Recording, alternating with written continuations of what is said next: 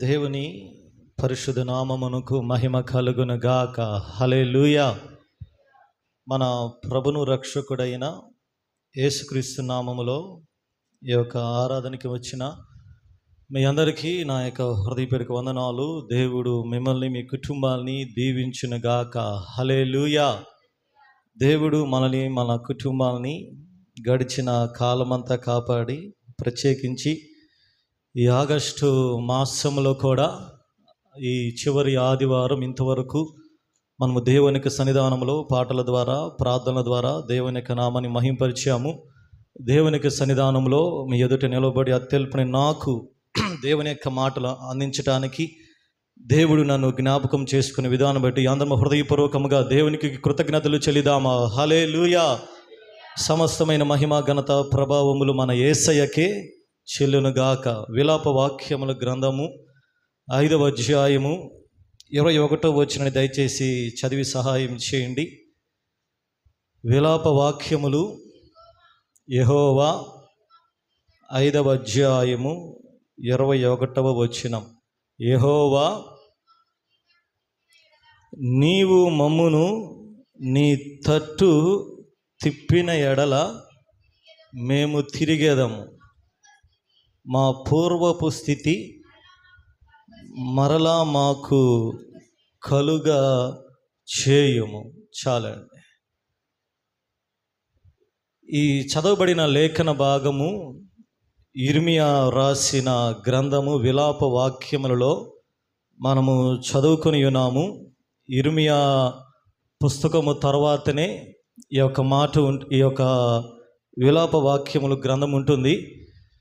ఈ యొక్క ఇర్మియా గ్రంథము ముఖ్యమైన విషయము, దేవుని ప్రజలు బబులోను దేశానికి చెరగా వెళతారని దేవుడు ఇర్మియా ద్వారా ప్రజలకి తెలియచేసినప్పుడు వాళ్ళు ఎవరు కూడా దేవుని మాటని వాళ్ళు వినలేదు.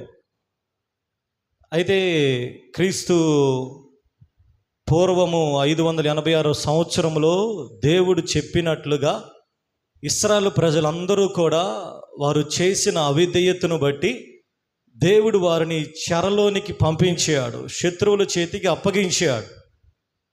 అయితే దేవుడు ఇర్మియా ద్వారా ఏదైతే పలకబడిందో ఆ మాట నెరవేర్చబడింది.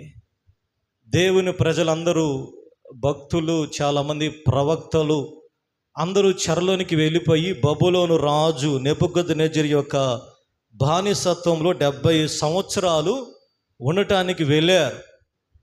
అయితే ఇర్మియాని దేవుని యొక్క ఏర్పాటు ప్రకారమై వాళ్ళు యెరూషలేములోని విడిచిపెట్టి వెళ్ళిపోయారు. అయితే ఇర్మియాకి అనేకమైన పేర్లు ఉన్నాయి, విలపించు ప్రవక్త అని. కాబట్టి ఇప్పుడు ఇర్మియా యెరూషలేములోనే ఉండి ఎవరైతే చెరలోనికి వెళ్ళారో, ఎవరైతే ఆ యొక్క దేవుడిచ్చే ఆ యొక్క రాజ్యము లేకపోతే దేవునికి దూరమయ్యారో, ఎవరైతే కష్టాల్లో ఉన్నారో వారు నిమిత్తము ప్రార్థన చేస్తూ ఉన్నాడు, విలపిస్తూ ఉన్నాడు. కొన్ని దినాలు దేవుని దగ్గర ఆయన ప్రార్థన చేస్తూ ఆ ప్రార్థనలో ఆయన పలుకుబడిన ఒక మాట ఏంటంటే, ఇప్పుడు మనం చదువుకున్న మాట, దేవా మా పూర్వపు స్థితి మరలా మాకు కలుగు చేయి. పైనేమన్నా, దేవా నీవు నీ తట్టు త్రిప్పిన ఎడల మేము తిరుగుదుము. ఆ సందర్భంలో పలికిన మాట అండి. ఎందుకు ఇర్మియా భక్తుడు ఈ మాట పలకవలసి వచ్చిందంటే, దేవుని ప్రజలు వారికున్న పూర్వపు వైభవాన్ని, దాదాపు వారిని ఐగుప్తు దేశము నుంచి నడిపించిన తర్వాత దేవుడు ఎలాగా వాళ్ళని నడిపించాడో, ఎలాగా వాళ్ళని పోషించాడో, ఎలాగ వాళ్ళు సంతోషంగా వారి జీవితాలు గడిపాడో, వారి యొక్క బ్రతుకులన్నీ ఇర్మియా ఒకసారి జ్ఞప్తికి తెచ్చుకుంటున్నాడు.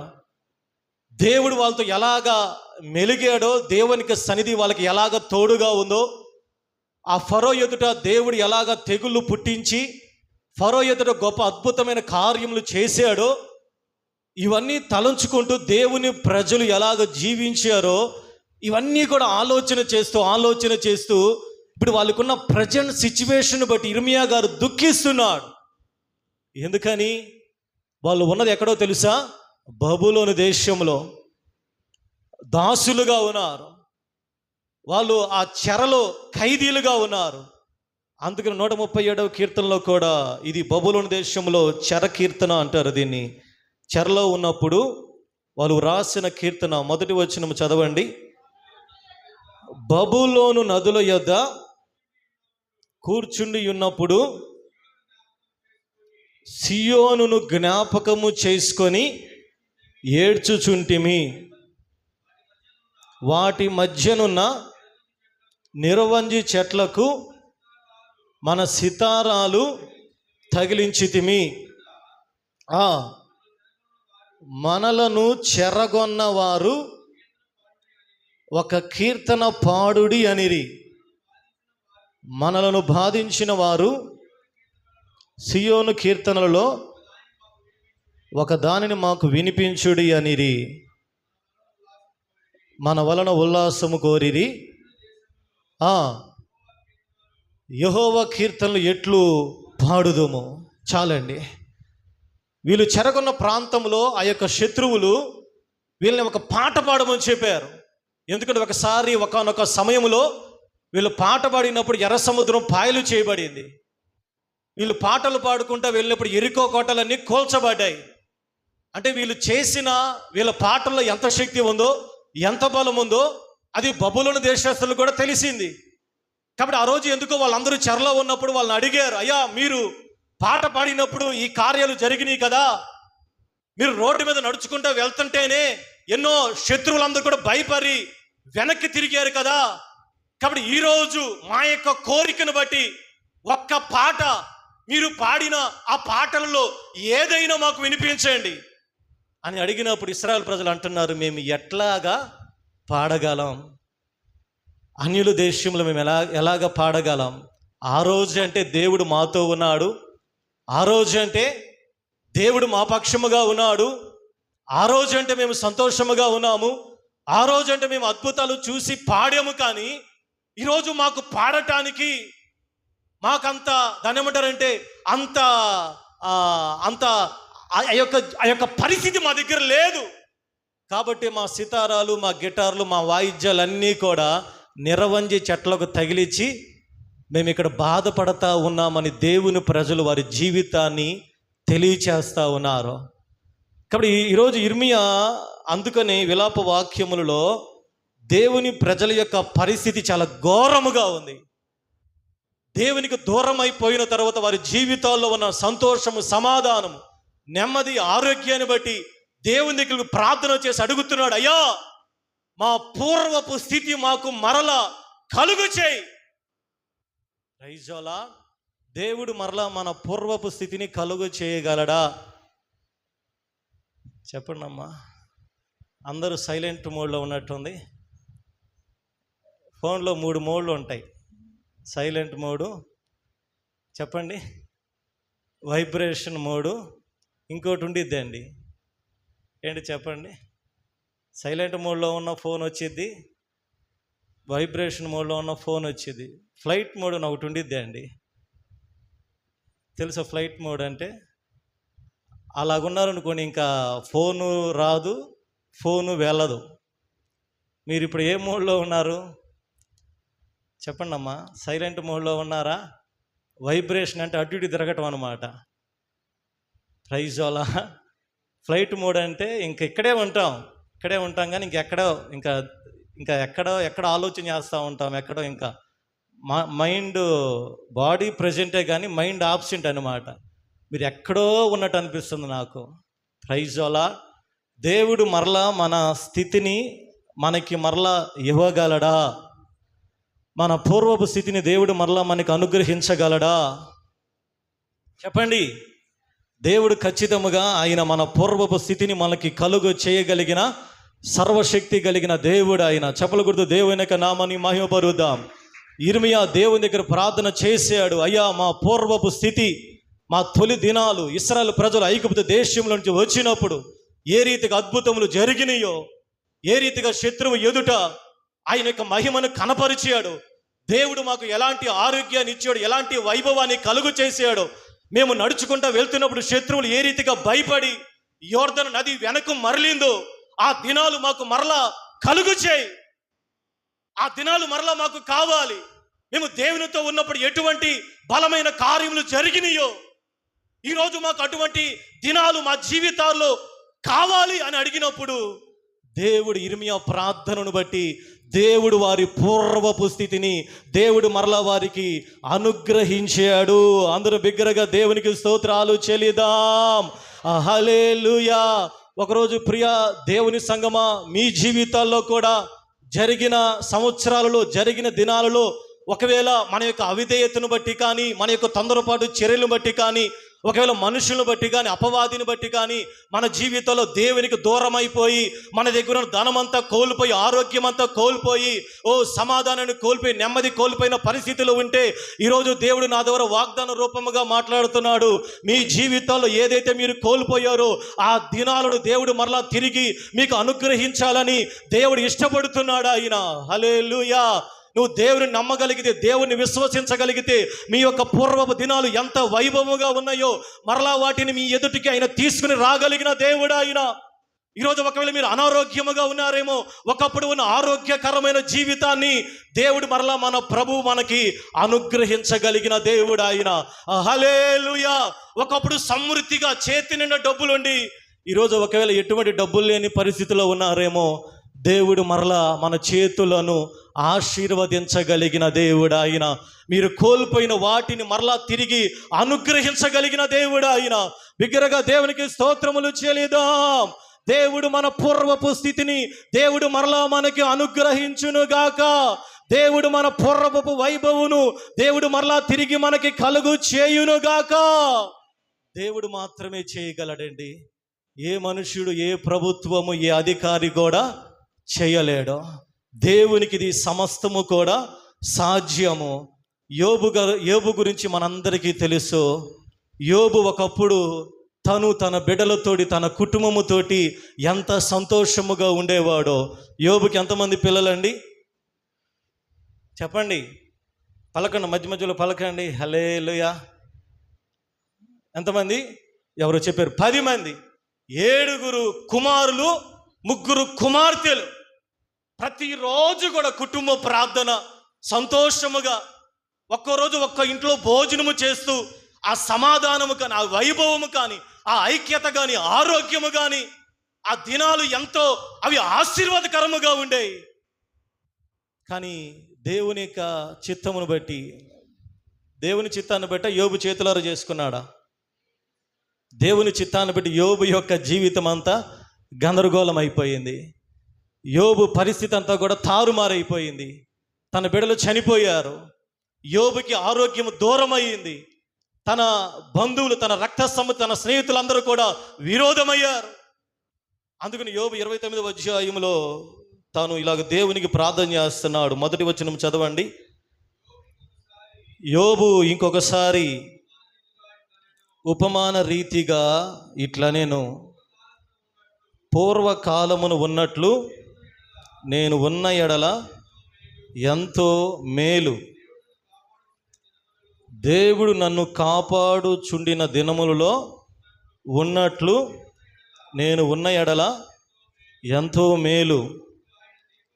అప్పుడు ఎప్పుడండి? ఎప్పుడు? యోబు పూర్వపు స్థితి. యోబుకి ఎలాగుందో తెలుసా? నా తలకు పైగా ప్రకాశించాను, ఆయన తేజము వలన నేను చీకటిలో తిరుగులాడుచుంటిని. అవన్నీ కూడా చూడండి. సర్వశక్తుడు 5వ వచనం, ఇంకను నాకు తోడయ్యి ఉండేను, నా పిల్లలు నా చుట్టూ నుండిరి, నేను పెట్టిన అడుగెల్లా నేతిలో పడేను, బండ నుండి నా నిమిత్తము నూనె ప్రవాహముగా పారింది. పట్టణపు గుమ్మమునకు నేను వెళ్ళినప్పుడు, రాజవీధిలో నా పీఠము సిద్ధపరచుకొనినప్పుడు యవ్వనులు నన్ను చూచి దాగుకొనిరి, ముసలివారు లేచి నిలబడిరి, అధికారులు మాటలాడుట మాని నోటి మీద చెయ్యి వేసుకొనిరి, ప్రధానులు మాటలాడుక ఓరకొనిరి, వారి నాలుక వారి అంగిలికి అంటుకొనెను. ఇదండి యోబు యొక్క పూర్వపు చరిత్ర. Praise the Lord. ఎంత దీవెనకరముగా ఉందండి. యోబు ఎక్కడ కాలు పెట్టినా ఎలాగుందో తెలుసా? నేతిలో పడింది. నేతిలో పట్టమంటే నిజంగా నేతిలో కాలు పెట్టాడు కదా అర్థం. సామెత వాడతారు కదా, వీడు ఏది చేసినా కూడా అది దీవెనకరముగా మార్చబడుతుంది, ఎక్కడ కాలు పెట్టినా కూడా అది ఆశీర్వదించబడుతూ ఉంది. యోబు రోడ్డు మీద వెళుతూ ఉంటే యవనస్తులు భయపడి దాగుకుంటా ఉన్నారు. యోబు రోడ్డు మీద వెళుతూ ఉంటే అధికారులు మౌనముగా ఉన్నారు. యోబు నడివీధిలో వెళుతూ ఉంటే ముసలివారు లేచి నిలబడుతున్నారు. దేవుని యొక్క వెలుగు యోబు యొక్క పూర్వపు జీవితంలో తన తలకు పైగా ప్రకాశిస్తూ ఉంది. 29వ అధ్యాయం అంతా ఆ రీతిగానే ఉందండి.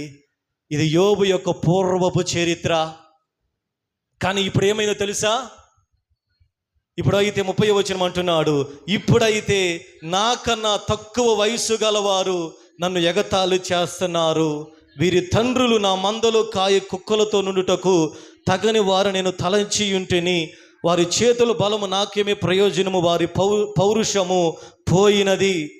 చూడండి, 29వ అధ్యాయం అంతా తన పూర్వపు చరిత్ర, తన పూర్వపు వైభవం. కానీ 30వ అధ్యాయం అంతా తను జరిగేది చెబుతున్నాడు. ఒకప్పుడైతే నేను అలాగ ఉన్నాను, ఒకప్పుడైతే దేవుని కాపుదల నన్ను అలాగ ఉంది. కానీ ఈరోజు చూడండి, అందరూ కూడా ఆ యొక్క 30వ వచనంలో నన్ను బాధించు, 17వ వచనం, రాత్రి వేళను నా ఎముకలు నాలో విరగొట్టబడినట్లు ఉన్నవి, నన్ను బాధించు నొప్పులు నిద్రపోవు, మహారోగ బలము చేత నా వస్త్రము నిరూపమగును, మెడ చుట్టూ నుండి నా చొక్కాయి వలి అది నన్ను ఇరికించుచున్నది, ఆయన నన్ను బురదలోనికి త్రోసెను, నేను ధూళియు బూడిదనై ఉన్నట్టు ఉన్నాను. 26వ వచనం, నాకు మేలు కలుగునని నేను ఆశించుకొనగా నాకు కీడు సంభవించెను, వెలుగు నిమిత్తము నేను కనిపెట్టగా చీకటి కలిగెను. ఇప్పుడు యోబు యొక్క ఏమైంది మీకు అర్థమైంది? అబ్జర్వ్ చేస్తున్నారా? యోబు పూర్వపు స్థితి ఏమైపోయింది? అది మాయమైపోయింది. యోబు పూర్వపు స్థితి ఎంత వైభవంగా ఉందో తెలుసా? కానీ ఎందుకో యోబు జీవితంలో దేవుడు అనుమతించడం ద్వారా ఆ క్షేమ స్థితి పోయింది, ఆరోగ్యము పోయింది, రోగం వచ్చింది. యోబు చుట్టూ ఉన్న వాళ్ళందరూ ఇప్పుడు చూసి ఎగతాళి చేస్తున్నారు. ఎవరైతే లేచి నిలబడ్డారో, ఎవరైతే యోబు వెళ్తున్నప్పుడు నోటి మీద వేలేసుకున్నారో, ఈరోజు యోబును చూసి అపహాస్యము చేస్తున్నారు. దేవుని కాపుదల దూరం అయిపోయింది, దేవుని భద్రత కరువైంది. యోబు ప్రార్థన చేస్తూ ఉంటే కీడు సంభవిస్తూ ఉంది. Praise the Lord. ఇప్పుడు యోబుకి తన పూర్వపు స్థితి మరలా వచ్చిద్దా? ఎలా వచ్చింది? Praise the Lord. యోబు పూర్వపు స్థితి మరలా వచ్చిద్దా?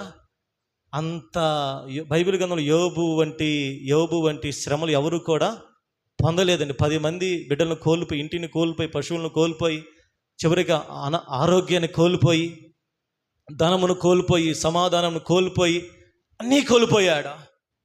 ఇప్పుడు దేవుడు మరలా యోబు పూర్వపు వైభవాన్ని కలుగు చేయగలడా? Praise the Lord. యోబు కోల్పోయిన ఆ ఖ్యాతిని, ఆరోగ్యాన్ని, ఆ క్షేమాన్ని, ఆ యొక్క లేకపోతే ఆ సమాధాన నెమ్మదిని దేవుడు మరలా యోబుకి అనుగ్రహించగలడా? చెప్పండి. దేవుడు ఖచ్చితంగా ఇవ్వగలడు. Praise the Lord. ఈ 42వ అధ్యాయంలో అందుకని వ్రాయబడి ఉంది 10వ వచనము, మరియు యోబు తన స్నేహితుల నిమిత్తము ప్రార్థన చేయగా యెహోవా అతని క్షేమ స్థితిని మరలా అతనికి దయచేసిన ఈ మాట అండి, మరియు యోబునకు పూర్వము కలిగిన దానికంటే 2 అంతులు అధికముగా యెహోవా అతనికి దయచేసెను. చప్పలు కొడుతూ దేవుని యొక్క నామాన్ని మహిమపరుద్దాం. హల్లెలూయా. ఒకవేళ ఈరోజు నువ్వు యోబు లాంటి పరిస్థితి గుండా వెళ్తున్నావేమో, ఒకవేళ యోబు లాంటి నిందల గుండా, అనారోగ్యము గుండా, ఒకవేళ అప్పుల గుండా, సమస్యల గుండా నువ్వు వెళ్తున్నావేమో, దేవుడు నీతో ఈరోజు మాట్లాడుతున్నాడు ప్రవచనాత్మకముగా.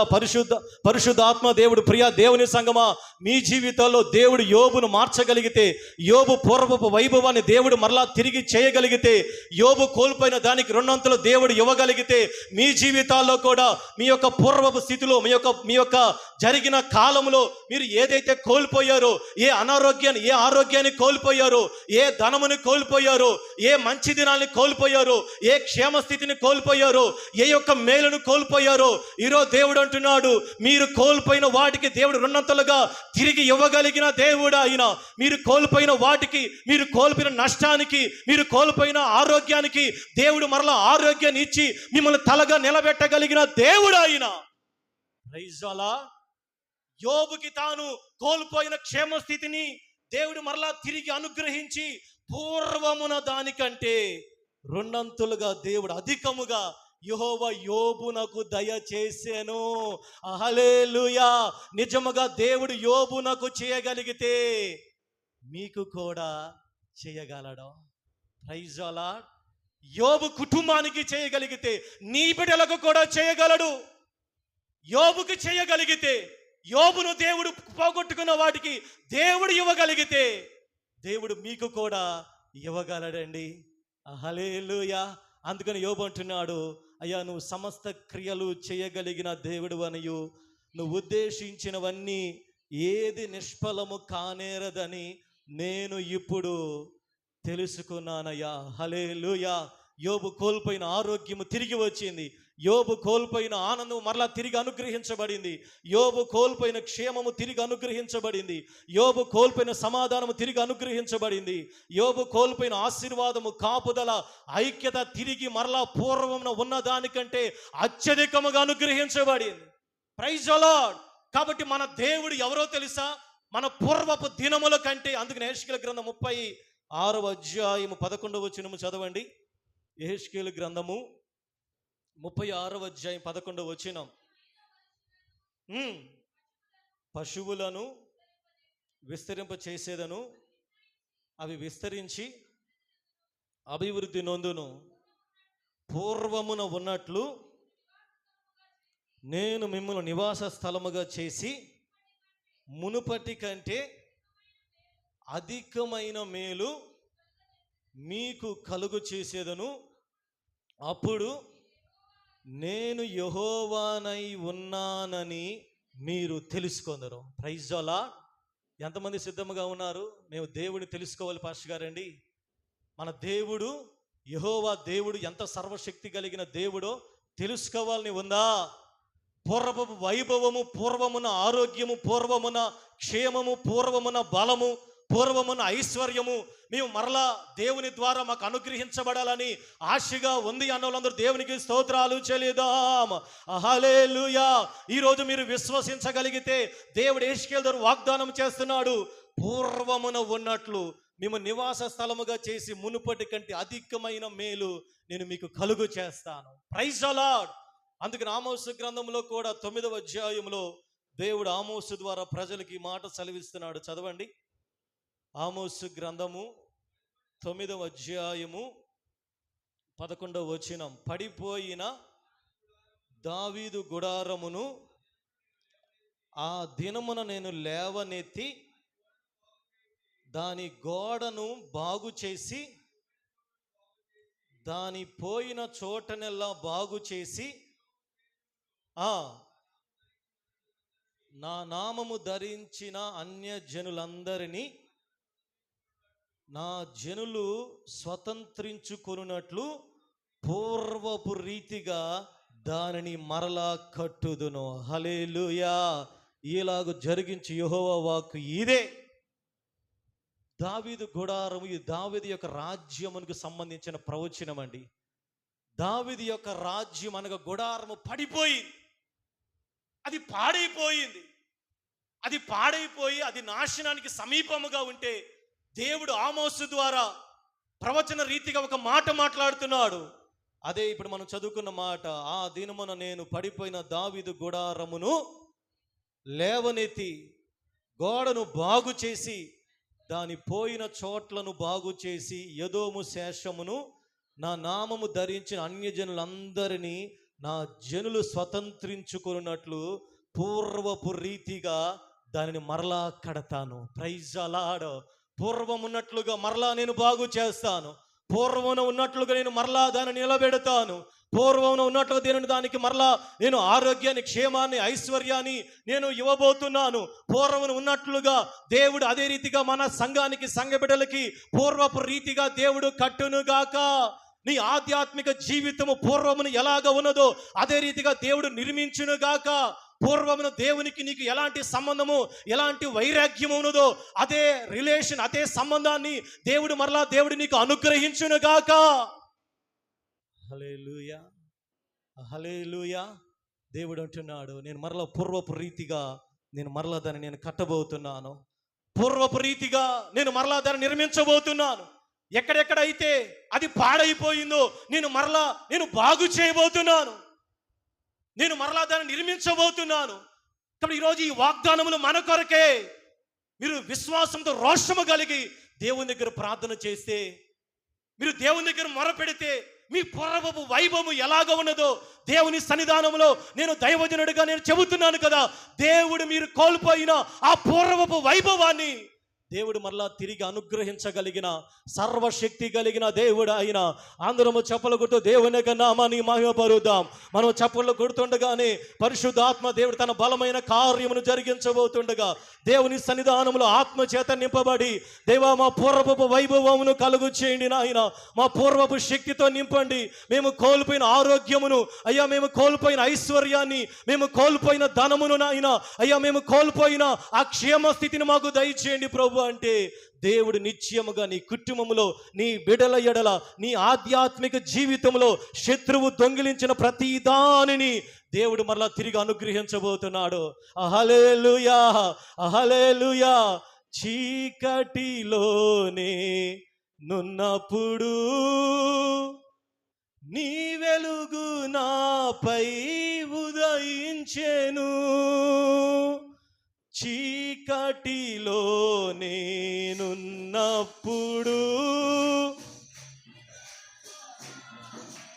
ఉదయించెను. నీతోనే నేను నడవాలని, నీ వలనే నేను మారాలని, నీతోనే నీ వలనే నేను మారాలని, పరిశుద్ధాత్మ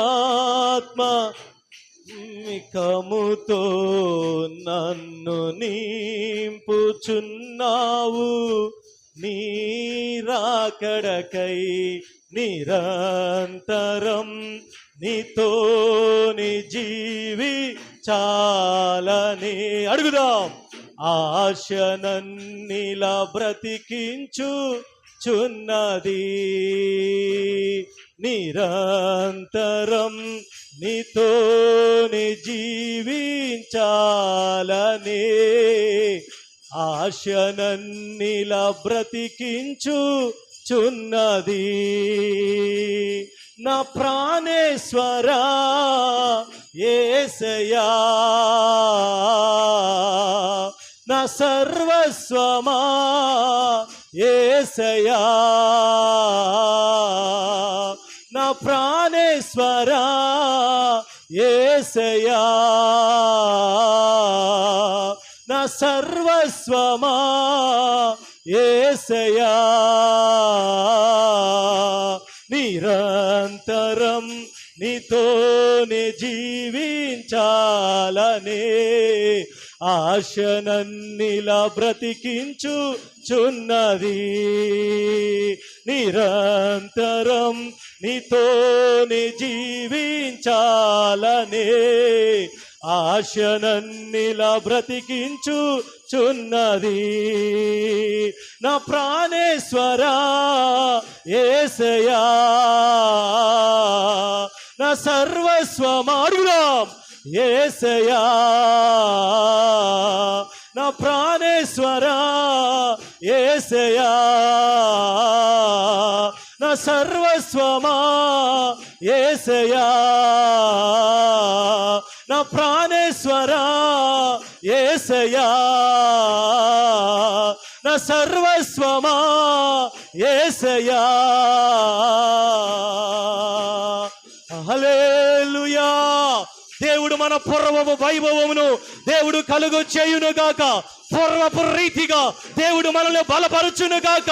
పూర్వపు రీతిగా దేవుడు నిన్ను కట్టును గాక. పూర్వపు రీతిగా. ఓ రిబ్రడల రబబబబబ షమలి రబ. హల్లెలూయా, హల్లెలూయా. పూర్వపు రీతిగా దేవుడు మనల్ని నిర్మించగలిగిన దేవుడు ఆయన. హల్లెలూయా. ఆమోస్తో దేవుడు అన్నట్లుగా పూర్వముడినట్లుగా ఎక్కడెక్కడ ఆ దావీదు గుడారము చెడిపోయిందో పడిపోయిందో దాన్ని మరలా నిలబెట్టి పూర్వపు రీతిగా నేను నిర్మించగలిగిన దేవుడను. హల్లెలూయా. ఆమోస్ వెళ్ళిన ప్రజలతో చెప్పు, వాళ్ళు ఎక్కడ పడిపోయారు, ఎక్కడ వాళ్ళు పాడైపోయారు, ఎక్కడ వాళ్ళు వారి యొక్క స్థితి అది అధ్వానమైపోయిందో నా ప్రజలకు ప్రకటించు. పూర్వమును ఉండినట్లుగా నేను మరలా రీక్రియేషన్ చేయగలను. హల్లెలూయా, హల్లెలూయా. కాబట్టి మన దేవుడు పూర్వపు రీతిగా మన స్థితిలోను ఇవ్వగలిగిన దేవుడు ఆయన. అయితే దేవుడు మన పూర్వపు వైభవాన్ని పూర్వపు స్థితిని మన జీవితాల్లో కలుగు చేయాలి అంటే ఒక 3 విషయాలు మనం చేయాలి అండి. ప్రకటన గ్రంథము 2వ అధ్యాయం 5వ వచనంలోనికి రండి. ప్రకటన గ్రంథము 2వ అధ్యాయం 5వ వచనం. మొదటిగా నువ్వు ఏ స్థితిలో నుంచి పడితివో అది జ్ఞాపకము చేసుకొని మారు మనసు పొంది ఆ మొదటి క్రియలు చెయ్యి. చాలండి. మొదటిగా నీ పూర్వపు వైభవాన్ని, నీ పూర్వమున్న ఆరోగ్యాన్ని, క్షేమాన్ని దేవుడు మనకి ఇవ్వాలి అంటే అది దేవుడు చేయగలడండి. అయితే మనం చేయవలసిన పనులు ప్రకటన గ్రంథంలో దేవుడు సంఘముతో అంటున్నాడు, నువ్వు ఎక్కడ దేవునికి దూరం అయ్యావో, ఎక్కడ నువ్వు దేవుని విడిచిపెట్టావో, లేకపోతే ఏది నీకు దూరమైందో నువ్వు జ్ఞాపకము చేసుకో. నువ్వు దేవుని దగ్గర అడుగు. ఏది, ఏ ఆధ్యాత్మిక జీవితాన్ని, ఏ ప్రార్థనా జీవితాన్ని, ఏ భక్తి జీవితాన్ని, ఏ సమాధానాన్ని, ఏ సంతోషాన్ని, ఏది నువ్వు కోల్పోయావో, దేవునితో ఉన్న సంబంధాన్ని ఎక్కడ నువ్వు దూరపరుచుకుంటున్నావో నువ్వు జ్ఞాపకము చేసుకో. ఇంకేమంటలేదంటే దేవుడు, ప్రైజ్ ది లార్డ్, నువ్వు జ్ఞాపకము చేసుకో ఒకసారి. నీ మొదట్లో ఉన్న వైరాగ్యము, నువ్వు రక్షణ పొందిన తొలి దినాలు ఎలాగ ఉన్నాయో, ఈరోజు నువ్వు ఎలాగ ఉన్నావో, ఈరోజు నీ భక్తి జీవితం ఎలాగ ఉందో, రక్షణ పొందిన తొలి దినాల్లో మందిరానికి నువ్వు ఎప్పుడు వచ్చే వ్యక్తివో, ఈరోజు ఎలాగ వస్తున్నావో, దేవుని సన్నిధానంలో ఎంత వైరాగ్యముగా ఉన్నావో, ఈరోజు నువ్వు ఎలాగ ఉన్నావో, నీ భక్తి జీవితం ఎలాగ ఉందో ఒక్కసారి జ్ఞాపకము చేసుకో సంగమా. హెబ్రీ పత్రికలో కూడా 10వ అధ్యాయం 32వ వచనంలో హెబ్రీ సంఘానికి పౌలు గారు ఈ రీతిగా అంటున్నాడు, అయితే మీరు వెలిగింపబడిన మీదట శ్రమతో కూడిన గొప్ప పోరాటము సహించి పూర్వపు దినములు జ్ఞాపకము తెచ్చుకొనడి. Praise the lord. జ్ఞాపకము తెచ్చుకొనండి. దేవుడు మిమ్మల్ని మరలా మీ పూర్వపు రీతిగా దేవుడు కట్టగలడు, మంచిదే. అయితే మీరు చేయవలసిన పని, పూర్వము మీరు ఎలాగా దేవునికి దగ్గరగా, దేవుని యొక్క సన్నిధికి దగ్గరగా, దేవుని మీద వైరాగ్యము కలిగి, ఆ రోషము కలిగి, దేవుని కొరకు మీరు ఎలాగా జీవించారో ఒక్కసారి జ్ఞాపకము చేసుకోనండి. మీరు దేవుని కొరకు ఎంత శ్రమ అనుభవించడానికైనా ఎంత దూరమే నడిచి వెళ్ళారు కదా, ఎన్ని నిందలైనా భరించారు కదా, ఎంత కష్టమైనా సహించారు కదా, దేవుని కొరకు ఎంత రిస్క్ అయినా తీసుకున్నారు కదా. మరి ఎందుకు ఇప్పుడు మనం అణగారిపోయాం? దేవుడు అంటుండే, ఒక్కసారి మీరు జ్ఞాపకము చేసుకుంటే చాలండి. హల్లెలూయా. అదే మీ జీవితంలో మరలా దేవుడు పునర్వైభవాన్ని కలుగు చేయడానికి మొదటి మెట్టండి. అలా కాకుండా ఏదో పార్శ్వం మేము ఆదివారం వచ్చి కనపడి వెళ్ళిపోతామంటే ఆ పడిపోయిన దావీదు కూడా అక్కడే ఉండిద్ది. చెప్పండి, ఆ పడిపోయిన స్థితి అక్కడే ఉండిద్ది. మన జీవితాంతం యేసయ్య వచ్చేవరకు అలాగే మన జీవితాలు కొనసాగుతూ ఉంటాయండి. కాదు, ఈరోజు నువ్వు జ్ఞాపకం చేసుకోవాలి. ఎక్కడ నీ యొక్క జీవితం నుంచి ఎవరు నీ ఆధ్యాత్మిక జీవితాన్ని ఆ యొక్క దోచివేశారు, నీ సమాధానాన్ని, నీ నెమ్మదిని, నీ ఐశ్వర్యాన్ని, నీ యొక్క జీవితంలో ఆ యొక్క కలవరము కానీ కలతలు కానీ ఎక్కడ నీకు దూరం అయ్యిందో, ఏ ఏ సంవత్సరంలో ఏ పరిస్థితుల్లో నువ్వు అపవాదికి చోటిచ్చావో, ఏ చెడ్డ వ్యసనానికి, ఏ పాపానికి, సాతానికి నువ్వు చోటిచ్చావో, నువ్వు జ్ఞాపకము చేసుకొనగలిగితే అక్కడే నీకు మెడిసిన్ దొరుకుతుందండి. హల్లెలూయా. మనం ఏం చేస్తున్నామంటే అక్కడ వెతకకుండా ఎక్కడెక్కడికో వెతుకుతున్నామండి. అది కాదు, ఇది కాదు, అది కాదు, ఇది కాదు, అది కాదు, వాళ్ళండి వీళ్ళండి వీళ్ళండి వాళ్ళండి. కాదమ్మా, ఎక్కడ నువ్వు జ్ఞాపకం చేసుకుంటావో అక్కడే నీ జీవితం మళ్ళా రీబిల్డ్ అవ్వటానికి, నీ యొక్క ఆధ్యాత్మిక జీవితం మరలా తిరిగి దేవుడు పునరుద్ధరించటానికి, దేవుడు మరలా బలపరచటానికి, దేవుడు మరలా నేను హెచ్చించటానికి, నీ జీవితంలో నువ్వు కోల్పోయిన వాటికి దేవుడు మరలా తిరిగి నువ్వు ఇవ్వటానికి నువ్వు ఒక్కసారి పరిశుద్ధ ఆత్మ సహాయముతో నువ్వు జ్ఞాపకము చేసుకోనగలిగితే, నేను ఒకప్పుడు అలాగ ఉండే వ్యక్తిని కదా, ఎందుకు ఈరోజు ఇట్లాగ అయిపోయాను, ఎందుకు నా జీవితాన్ని ప్రార్థించలేకపోతున్నాను, దేవుని మందిరం ఎందుకు నేను రాలేకపోతున్నాను, ఎందుకు నేను దేవుని మందిరంలో ఆరాధనలో నేను పాల్గొనలేకపోతున్నాను, ఎందుకు నాకు దేవునికి మధ్యలో ఆ గ్యాప్ వచ్చింది. ఏ శత్రువు ఈ యొక్క కార్యాన్ని చేసి నువ్వు జ్ఞాపకము చేసుకోనగలిగితే ఆటోమేటిక్గా పరిశుద్ధాత్మ దేవుడు మీ మనోనేత్రములు వెలిగించునుగాక. హల్లెలూయా. ఎక్కడ మనము దుష్టునికి చోటు ఇచ్చి దేవుని మందిరం రాకుండా దేవుని దూరం అవుతున్నామో, ఈరోజు దేవుడు అంటున్నారు, మీరు మరలా దేవుని దగ్గరికి రాగలిగితే మీ పాత ఆ యొక్క దేవునితో ఉన్న సంబంధాన్ని మీరు జ్ఞాపకము చేసుకోనగలిగితే, దేవుడు మొదటిగా మీరు జ్ఞాపకము చేసుకుంటే చాలు. రెండవదిగా మీ మొదటి క్రియలు మరలా మీరు చేయగలిగితే, దేవునికి మీరు ఒక చెయ్యి ఇవ్వగలిగితే, దేవుడు మరలా మిమ్మల్ని బలపరచగలిగిన దేవుడు ఆయన కాదు. పాస్టర్ గారండి మేము ఇక్కడే ఉంటాం, మేము దేవునికి దూరముగానే ఉంటాం, మేము మా ఇష్టం వచ్చిన మందిరానికి వస్తాం అంటే దేవుడు ఏమీ చేయలేడండి. మీరు ఎప్పుడైతే దేవునికి ఒక చెయ్యి ఇవ్వగలరో, దేవుడికి మనం చెయ్యి ఇవ్వాలా, దేవుడు మనకి చెయ్యి ఇవ్వాలా? చెప్పండి అమ్మా. దేవునికి మనం ఇవ్వాలా? మొదటిగా దేవుడు మనకి ఇస్తాడా? మనము బిల్డప్ అవ్వాలి. మనంతటా మనము పునరుద్ధరించుకోవాలి. మనలో ఒక ఆసక్తి కావాలి. మనలో రాత్రి కూడా విన్నాం, మన ఆత్మలు మనం చల్లార్చుకుంటే దేవుడు చల్లార్చే దేవుడు కాదని మరలా మనం పురికొల్పబడి, నేను మరలా మొదటి ఆసక్తిని, ఆ యొక్క వైరాగ్యాన్ని నేను కలిగి ఉండాలి ప్రభుని దేవునికి నువ్వు చేయిస్తే, దేవుడు నువ్వు ఎక్కడ ఉన్నా, నువ్వు భూదిగంతములు ఏ ప్రదేశంలో ఏ దేశంలో ఉన్నా, దేవుడు మరలా నిన్ను తిరిగి నీ పూర్వపు వైభవమును కలుగు చేయగలిగిన దేవుడు. అందును బిగ్గరగా దేవునికి స్తోత్రములు చెల్లిదాము. హల్లెలూయా. కాబట్టి నువ్వు ఏమి జ్ఞాపకం చేసుకోవాలి చెప్పండి? ఏమి జ్ఞాపకం చేసుకోవాలి? యెషయా భక్తుడు అంటాడు 43వ అధ్యాయం 18వ వచనంలో, ఇక్కడేమన్నా పూర్వపు కాలపు సంగతులు మునుపటి వాటిని జ్ఞాపకము చేసుకొనకుడి, పూర్వకాలపు సంగతులు తలంచుకొనకుడి. పైన ఏమన్నా జ్ఞాపకము చేసుకోనమంటే ఏంటిది చెప్పండి? మీ భక్తి జీవితం, మీరు మొదట్లో ఎలాగ ఉన్నారో, మీ తొలి దినాలు ఎలాగ ఉన్నాయో, మీరు తొలి దినాలు ఎంత ప్రార్థించేవాళ్ళు, ఎంత వాక్యాన్ని చదివేవాళ్ళు, మీరు ఎంత సహకారులుగా ఉన్నారు, అవి జ్ఞాపకము చేసుకోనండి.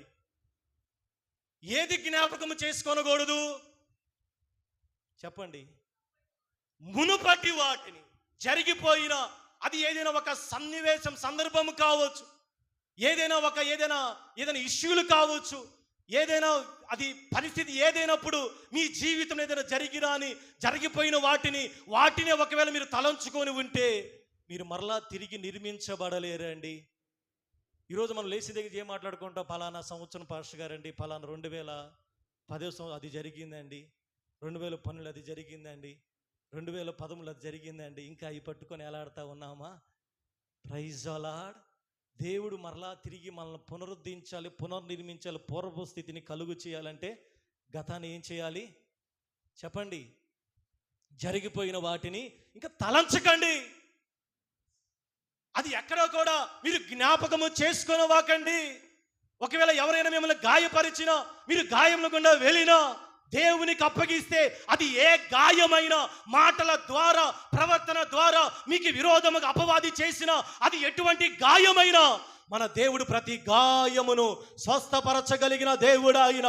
అందరము చప్పలు కొడుతూ దేవుని యొక్క నామాన్ని మహిమపరుద్దాం.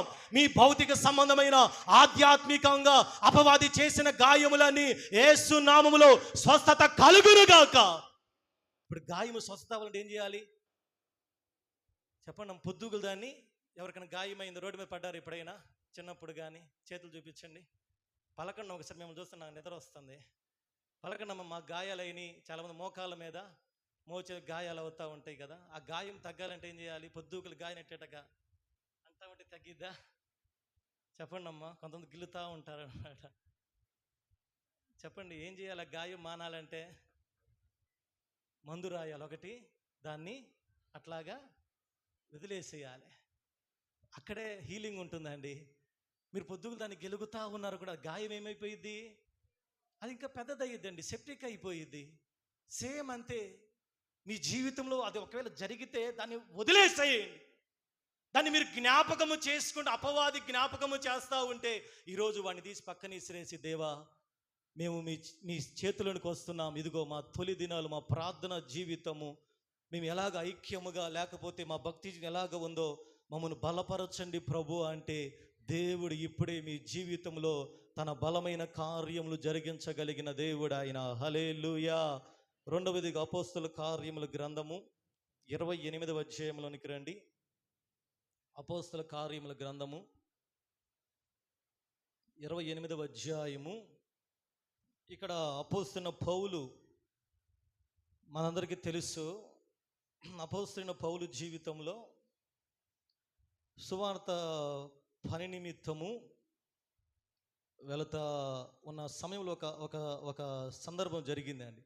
మొదటి నుంచి నేను చదువుతున్న వినండి. మేము తప్పించుకొనిన తరువాత ఆ ద్వీపము మెలితి అని తెలుసుకొంటిమి. అనాగరికులుగా ద్వీపవాసులు మాకు చేసిన ఉపచారం ఇంత అంత కాదు. ఎలా అనగా అప్పుడు వర్షము కురియుచు చలిగా ఉన్నందున వారు నిప్పు రాజబెట్టి మమ్మల్ని అందరినీ చేర్చుకొనిరి. అప్పుడు పౌలు మోపెడు పుల్లలేరి నిప్పుల మీద వేయగా ఒక సర్పము కాకకు బయటికి వచ్చి అతని చేయి పట్టింది. ఇక్కడ అది జరిగిన కాన్సెప్ట్ ఏంటంటే, పౌలు గారు వాడలో ప్రయాణమై వెళతా ఉంటే ఒక ద్వీపము దగ్గర ఈ యొక్క అనాగరికులు, ఆ యొక్క వాళ్ళని ఏమంటారు అనాగరికులు మనకు భాషలో, వాళ్ళకి ఏదో పేరు ఉంది కదా, ఆ యొక్క ప్రజల దగ్గరికి వెళ్ళాడు.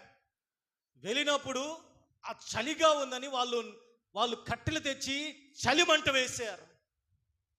పౌలు గారు చేసిన పని ఏంటంటే ఆ యొక్క మంట బాగా మండటానికి మోపెడు పుల్లలేరి తెచ్చి ఆ యొక్క మంటలో వేసాడు. ఆ మంట వేయంగల ఆ మంట యొక్క కాకకి ఒక పాము బయటికి వచ్చి దైవజనుడు చేతిని పట్టుకుంది. ఇప్పుడు చూసిన వాళ్ళందరూ ఏమనుకున్నారో తెలుసా? ఏమనుకున్నారు? రే ఇతడు నరహంతకుడు, సముద్రము నుండి తప్పించుకొని నన్ను న్యాయమతనని, న్యాయం అంటే ధర్మదేవత అనుందని కింద, న్యాయమతనని బ్రతుకనీయదని తమలో తాము చెప్పుకుంటా ఉన్నారు. పౌలేమన్నా మంట పెడతా ఉన్నాడు. పౌలేమన్నా ఆ యొక్క పెట్టిన మంటకి పాము బయటికి వచ్చి ఎవరిని పట్టుకుంది? పక్కన పట్టుకుందా? మంట వేసిన ఆయన పట్టుకుందా? చెప్పండి అమ్మా. ఇప్పుడు అపవాది ఎవరిని పట్టుకుంటాడు? మంట వేయటం అంటే అర్థమైంది. మంట వేయటం అంటే అర్థమైంది. సంక్రాంతి కన్నా భోగికి వేసే మంట కాదండి. ప్రైజోలా ఆ మంటలు కాదండి. ప్రార్థన చేస్తున్నప్పుడు మనము కూడా ఆధ్యాత్మికంగా ఒక మంట అనేది కలుగుతూ ఉంటుందండి. మీరు ప్రార్థన చేసినప్పుడల్లా కూడా, మీరు శక్తివంతంగా ప్రార్థన చేసినప్పుడు కూడా మీ జీవితంలో ఒక ఆధ్యాత్మిక మంట బయలుదేరుతుంది. హల్లెలూయా. అందుకు నిర్గమకాండములో ఆ యొక్క ప్రత్యక్ష గుడారములో ఆ యొక్క బలిపీఠం లేక దోప వేదిక మీద బలిపీఠము నిత్యము మండుచుండాలి. కాబట్టి మీరు ప్రార్థన చేసినప్పుడల్లా మంట మండుతూ ఉంటుంది. ఆ మంటకి జరిగే పరిణామం తెలుసా? ఎక్కడి నుంచో చుట్టుపక్కల నుంచి పాము వచ్చి పౌలును పట్టుకుంది. అపవాది గాడికి మీరు మంట వేయటం ఇష్టం లేదు, అపవాదికి మీరు ప్రార్థించడం ఇష్టం లేదు, అపవాది యొక్క కనుదృష్టి అంతా మంట వేసే వాళ్ళ మీదే ఉంటుంది. అపవాది యొక్క ఆలోచన అంతా ఎవరైతే ప్రార్థన చేస్తారో, ప్రార్థన చేసి ధూపాన్ని పెంచుతారో, ప్రార్థన చేసి అపవాది రాజ్యాన్ని కదిలిస్తారో వాళ్ళని పట్టుకోవాలని చూస్తూ ఉంటుంది. ఇప్పుడు అపవాది దైవజను పట్టుకున్నప్పుడు వాళ్ళు ఏం చేయాలండి? సాటి మనుషులు ఏం చేయాలండి? ఇంకా 2 కర్రలు పెట్టి పౌలు గారిని కొట్టాలా? పావును కొట్టాలి కదా. వీళ్ళేమన్నారు తెలుసా? దూరం నుంచి చూస్తాను, రే ఇతడు ఏదో తప్పు చేశాడు కనుకనే ఇతన్ని పాము పట్టుకుంది, ఇతన్ని ధర్మదేవత వదలలేదు అనుకుంది. కానీ దైవజనుడు చేసిన పని ఏందో తెలుసా? ఆ పాముని ఇదిలించి మంటల్లో వేసాడు. చప్పలు గుర్తు దేవుని యొక్క నామాన్ని మహిమపరుద్దాం. అతడైతే విష జంతువుని అగ్నిలో జాడించి వేసి ఏ హానియు పొందలేదు. హల్లెలూయా. ఈరోజు రెండవదిగా ప్రియ దేవుని సంగమా, మీరు దేవుని మందిరానికి రావటము ద్వారా, ప్రార్థించటము ద్వారా, మీరు భక్తి చేయటం ద్వారా ఏ అపవాది మీ చేతులను, మీ భక్తి జీవితాలను పట్టుకున్నాడో నాకైతే తెలియదు. మీరు భక్తిగా జీవించటాన్ని బట్టి ఏ నింద, ఏ యొక్క లేకపోతే అపాయము, ఏ వ్యాధి, ఏ కరువు మిమ్మల్ని పట్టుకుందో, మీ కుటుంబాన్ని పట్టుకొని పీడిస్తూ ఉందో, ఒకవేళ అపవాది పట్టుకోవటాన్ని బట్టి ఈరోజు ఒకవేళ జనులు మిమ్మల్ని హేళన చేయవచ్చు, జనులు మిమ్మల్ని ఎగతాళి చేయవచ్చు. కానీ పౌలు గారు భయపడకుండా ఏ చెయ్యి అయితే పామును పట్టుకుందో అదే పాముని అగ్నిలో జాడించి వేశాడు. ఈరోజు మీరు ఒకవేళ అయ్యా పాస్టర్ గారండి మమ్మల్ని అపవాది ఇక్కడ పట్టుకున్నాడు, ఆ పట్టుకున్న దాన్ని చూసి భయపడవాక మీకు పట్టుకున్నదాన్ని ఏం చేయాలంట? చెప్పండి అమ్మా, ఎక్కడ జాడించాలి? పక్క నీళ్ళలోనా? చెప్పండి అమ్మా, పక్కన మీద జాడించాలా? పక్కన మీద జాడితే ఏమైంది చెప్పండి? మన దరిద్రం అంతా వాళ్ళ మీదకి వెళ్ళిద్దమ్మా. ఎక్కడ జాడించాలి? అదంతా అగ్నిలో జాడించాలి. పౌలు గారు ఇక్కడ పాముని అగ్నిలో జాడించి వేయగా ఏ హానియు పొందలేదు. కింద చూడండి, వారు అతని శరీరము వాచునో లేక అతడు అకస్మాత్తుగా పడిచొచ్చునో అని కనిపెట్టుచుండిరి.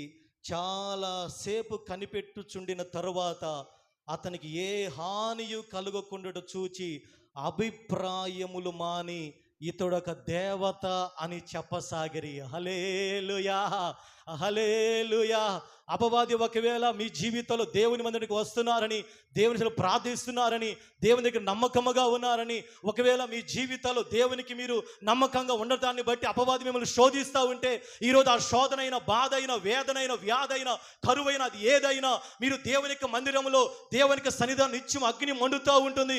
ఇప్పుడే మీరు వాటిని గుర్తించి మిమ్మల్ని పట్టుకుని అపవాదిని అగ్నిలో జాడించే వేయగలిగితే, ఏ ప్రజలైతే ఓ నరహంతకుడని చెప్పారో అదే ప్రజల అభిప్రాయములు మార్చుకొని దేవతగా పొగడటం ప్రారంభించారు. చెప్పలు కొడుతూ దేవుని యొక్క నామాన్ని మహిమపరుద్దాం. ఒకవేళ మీ జీవితాల్లో కూడా ఎవరైతే మిమ్మల్ని హేళన చేశారో, ఎవరైతే మిమ్మల్ని తిడుతున్నారో, ఎవరైతే మిమ్మల్ని బాధ పెడుతున్నారో, ఎవరైతే మీకు జరుగుతున్న వాటిని చూసి ఇతడు పాపి, ఇతడు దుర్మార్గుడు, ఇతడు అని ఎవరైతే మీకు లేనిపోని పేర్లు పెట్టి మిమ్మల్ని హేళన చేస్తున్నారో, మీకు పట్టుకున్న వాటిని మీరు అగ్ని లాంటి దేవునికి సన్నిధానంలో ఇదిలించి వెయ్యగలిగితే, మీరు దేవుని మందిరములు విదిలించి వేయగలిగితే, ఇదిలిద్దామా? ఆంతరం పట్టుకొని కూర్చుందామా?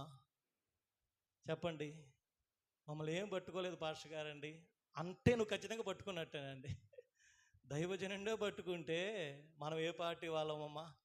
రెండోదిగా మీరు అసలు మిమ్మల్ని ఏం పట్టుకోవట్లేదంటే అసలు మండటం వల్ల. హల్లెలూయా.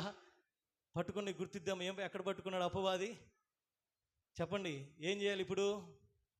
విశ్వాసంతో చెప్పండి, దేవా మమ్మల్ని పట్టుకున్న అపవాది యొక్క కార్యములన్నీ యేసు నామములో ఇప్పుడే అగ్నిలో మేము జాడించి వేస్తున్నాం.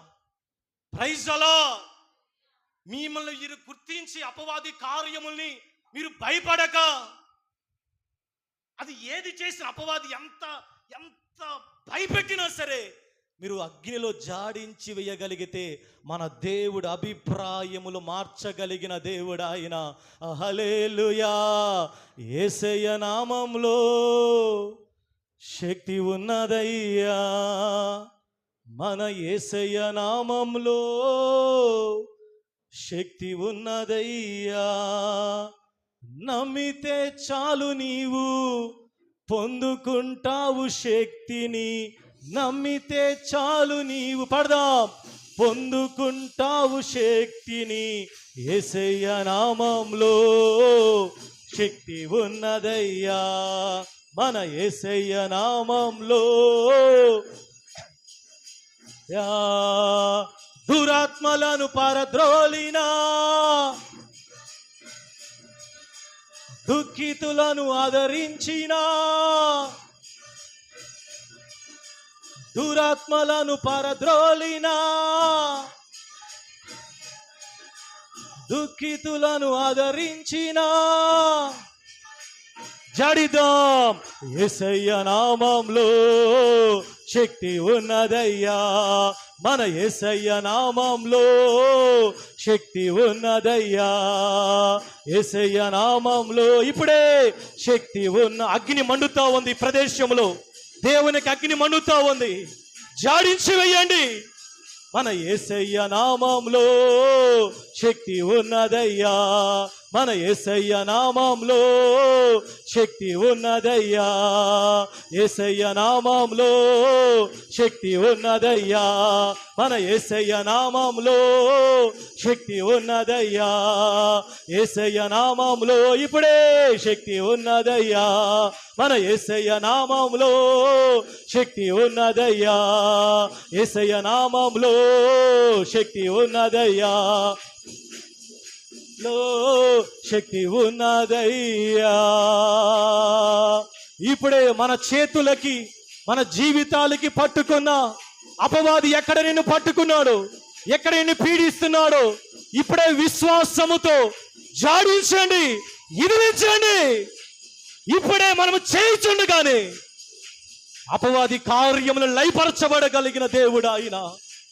ఓ థ్యాంక్ యూ లార్డ్. ఇదిగో ఇదిగో ఇదిగో మిమ్మల్ని పట్టుకొని పీడిస్తున్న అపవాది కార్యములన్నీ యేసు నామములో, యేసు నామములో బంధించునుగాక. Thank you Lord. పౌలు అగ్నిలో జాడించినట్లుగా మనము కూడా జాడించగలిగితే, పౌలు భయపడలేదండి, అగ్నిలో జాడించి వేశాడు. ఎంతమంది సిద్ధముగా ఉన్నారు? పార్శ్వం అగ్నిలో జాడించడం సిద్ధముగా ఉన్నా? అగ్నిలోనా పక్కనిళ్ళ మీద? అగ్నిలో జాడి మేము సిద్ధంగా ఉన్నాం. అగ్నిలో జాడించి వేశాడు దేవుడు. ఎవరైతే నరహంతకుడు అన్నారో ఇప్పుడు దేవత అని అభిప్రాయములు మార్చబడ్డాయి. హల్లెలూయా. మనం కూడా ఏం చేయాలి? అపవాది కార్యం ఎంత పెద్ద శోధన అయినా అగ్నిలో దేవుని సన్నిధానంలో నువ్వు జాడించి వేస్తే ఏ హాని కూడా నీకు నీ కుటుంబానికి కలగకుండును గాక. క్షేమము కలుగును గాక, ఆరోగ్యము కలుగును గాక. ఒకవేళ వ్యాధి ద్వారా పట్టుకున్నాడేమో, ఒకవేళ ఆర్థిక సమస్యల ద్వారా పట్టుకున్నాడేమో, ఒకవేళ బలహీన ద్వారా పట్టుకొని పీడిస్తున్నాడేమో, ఒకవేళ శోధన ద్వారా పట్టుకున్నాడేమో. ఈరోజు అపవాది మిమ్మల్ని ఎక్కడైతే పట్టుకున్నాడో దేవుడు నాకు ఇచ్చిన అధికారం ప్రార్థిస్తుండగా అపవాదిని ఇప్పుడే యేసు నామములో అగ్నిలో జాడిస్తుండగా వాడి ప్రభావం మన మీద, మన కుటుంబాల మీద పడకుండా ఉండును గాక. ఆమేన్. చివరిగా ఇర్మియా గ్రంథము 18:4 చదవండి, ప్రార్థన చేసుకుందాం. ఇర్మియా గ్రంథము 18:4. కుమ్మరి వాని చేతిలో విడిపోగా ఆ జగట మనును మరలా తీసుకొని కుమ్మరి తనకు యుక్తమైనట్లుగా దానితో మరి ఒక కుండను చేశాను. చాలండి. మొదటిగా మనము ఏం చేయాలి? దేవుడు మనల్ని పూర్వపు స్థితి కలుగు చేయాలి అంటే మనం ఎక్కడ ఏది కోల్పోయామో జ్ఞాపకము చేసుకోవాలి. జరిగిపోయిన ఆ నెగిటివ్స్ని వాటిని మనం జ్ఞాపకము చేసుకొనకూడదు. రెండవదిగా అపవాది ఆ కార్యములన్నీ దేవుని శక్తితో ప్రార్థన చేసి అపవాదిని ఎదిరించి ఎక్కడ ఎదిలించాలి? మంటలో ఎదిలించాలి. హల్లెలూయా. మంట తప్ప ఎక్కడ ఎదిలించినా వాడు మరలా వస్తాడండి. Praise the Lord. కాబట్టి నువ్వు వాళ్ళకి జాడించినప్పుడు నీ జీవితంలో మరలా దేవుడు మళ్ళా నూతన సృష్టిగా ఆయన మార్చగలడు. చివరిగా ఇక్కడ ఇర్మియా గ్రంథంలో కుమ్మరివాని ఇంటికి దేవుడు ఇర్మియాని పొమ్మన్నప్పుడు అక్కడ ఒక జరుగుతూ ఉంది. దేవుడు ఒక కుండని ఒక ఆకారంతో చేయాలనుకున్నాడు, కానీ అది ఎందుకో విడిపోయింది. కానీ దేవుడు అది పక్కకు నెట్టలేదు. కానీ కుమ్మరి అనగా ఇక్కడ యజమానుడికి సాదృశ్యం ఉంది కాబట్టి దేవుడు ఆ కుమ్మరిగా ఉన్న దేవుడు దాన్ని మరలా మరి యొక్క కొండను చేశాడు. ప్రైజ్ అలాడ్.